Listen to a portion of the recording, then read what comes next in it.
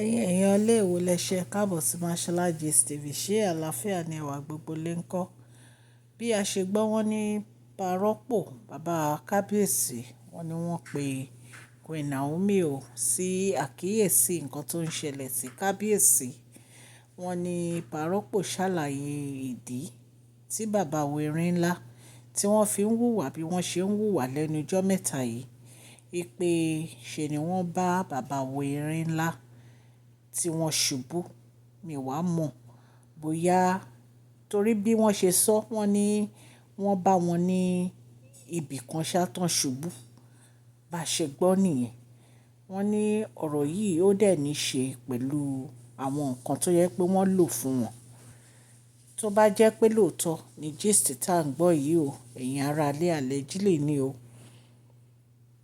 Ṣùgbọ́n nǹkan kan tí èmi rí nínú ọ̀rọ̀ yìí ni wípé gbogbo bí Kábíyèsí ṣe bẹ̀rẹ̀ sí í sọ̀rọ̀ ní ọjọ́ tí wọ́n ń sọ̀rọ̀ yẹn, tí àwọn olórí wà ńbẹ̀, wọ́n láwọn olórí rẹ́rìn. Ọ̀pọ̀lọpọ̀ ló ní Kábíyèsí mọ̀ kí Queen Naomi ni. Ṣùgbọ́n wọ́n ní Kábíyèsí ní gbogbo nǹkan táwọn ń sọ wò, pé àwọn ò mean ẹ̀. Pé kì í ṣe pé bóyá àwọn mọ̀ kí Queen Naomi. Ẹ̀yin èèyàn ilé, ọ̀rọ̀ yìí lágbára o, torí látìgbà tí Queen Naomi ti dé láti UK ni bàbá Erin láti gba Àkúrẹ́ lọ tí wọ́n lọ bẹ̀ wọ́n, tí wọ́n ní kán dáríjì àwọn wípé àwọn ò lè do without Queen Naomi. Ṣùgbọ́n bí a ṣe gbọ́, wọ́n ní Queen Naomi ní rárá o, àwọn ò ṣe mọ́ o, wípé kì í ṣe ìgbà yìí ni àkọ́kọ́ tí Kábíyèsí máa wo irú ìwà báyìí. Pé bí wọ́n ṣe wá máa ń bẹ àwọn nìyẹn. Pé tó bá dẹ̀ ti bẹ̀ wọ́n, tó bá tún yá bàbá wa, wọ́n á tún lọ fi ara yí ẹrọ̀fọ̀ padà. Pé tí àwọn bá tún ti wẹ̀ wọ́n pẹ̀lú ẹrọ̀fọ̀ yìí, wọ́n ní tó bá yá bàbá wa wọ́n á tún lọ fi ara yí ẹrọ̀fọ̀ padà. Wọ́n ní parọ́pò ní kí Queen Naomi kí wọ́n ní parọ́pò tí ẹ̀ sọ pé bóyá kí Queen Naomi wá sínú palace o. Wọ́n ní ṣùgbọ́n parọ́pò ní pé nǹkan tí ó ṣẹlẹ̀ sí Kábíyèsí ò ní wọ́n sọ fún Queen Naomi. Wọ́n ní Queen Naomi dẹ̀ sunkún nítorí pé Queen Naomi ò fẹ́ kí nǹkan kan ṣe Kábíyèsí nítorí pé ọmọ wọn Ṣadé ní ká wò. Ẹ̀yin èèyàn ilé, wọ́n ní ọ̀rọ̀ yìí wọ́n ló affect Queen Naomi. Ṣé rí ẹ̀dá tí Queen Naomi jẹ́, wọn ò dàbí àwa yìí tó jẹ́ pé àwa máa bínú, a máa jà, a máa ṣe gbogbo ẹ̀. Wọ́n jẹ́ èèyàn kan tó jẹ́ pé Ọlọ́run really máa ń gba ẹnu wọn sọ̀rọ̀. Wọ́n dẹ̀ máa ń rí. So ìgbà tí parọ́pò sọ̀rọ̀ yẹn, definitely Ọlọ́run ti sọ nǹkan kan fún wọn ni. Torí wọ́n ní wọ́n ń sunkún. Wọ́n ní Queen Naomi ń sunkún gbà tí wọ́n gbọ́ ọ̀rọ̀ yẹn. Ẹ dẹ̀ mọ̀ bí Queen Naomi ṣe respect parọ́pò gan.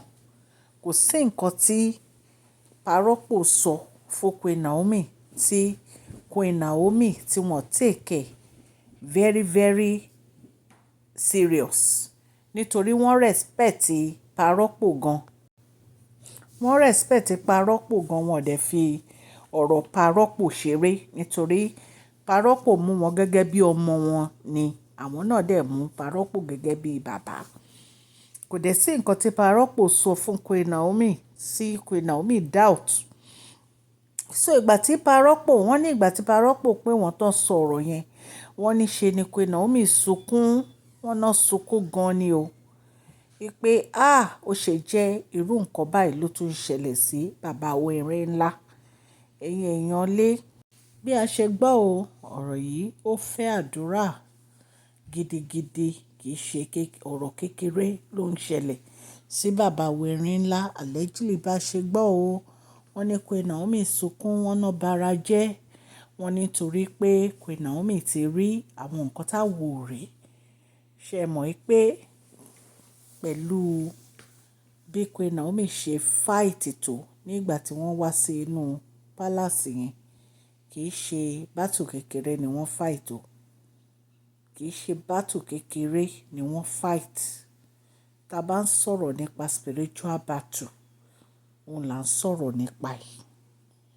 Ẹ dẹ̀ mọ̀ pé ọ̀pọ̀lọpọ̀ àwọn èèyàn tí wọ́n súnmọ́ bàbá wo Erin ńlá gangan wọn ò fẹ́ kí àwọn àti Queen Naomi wà pọ̀.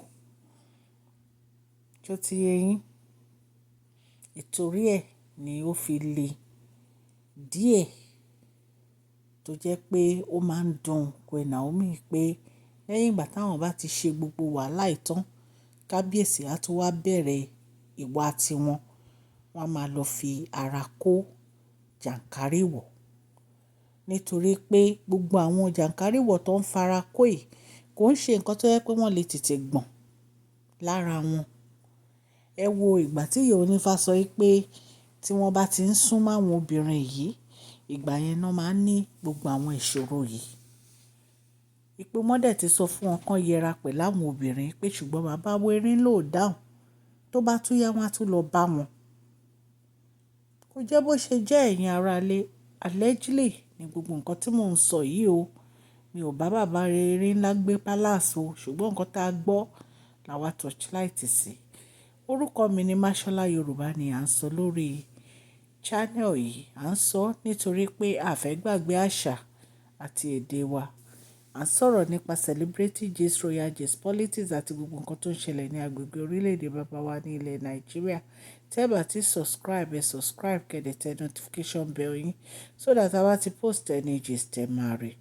Òkè òkè ni ọlá yín á máa lọ o. Ọlá yín ò ní lọ ìsàlẹ̀ láéláé. Advert lọ́lọ́kọ̀ òjọ̀kan lórí channel yẹn kàn sí wa ní masholagistv@gmail.com. Ọlọ́run á ran gbogbo etí tó ń gbọ́ mi lọ́wọ́ o. Ọlọ́run á bá mi gbé ọwọ́ yín sókè o. Gbogbo nǹkan tí ẹ bá ń dáwọ́lé á yọrí sí rere o. Ẹ má gbàgbé kẹ́ fún fídíò yìí ní thumbs up o. Happy Sunday to you o. Please share this video, like and subscribe. God bless you all. Mashola Gist TV ń kí yín o.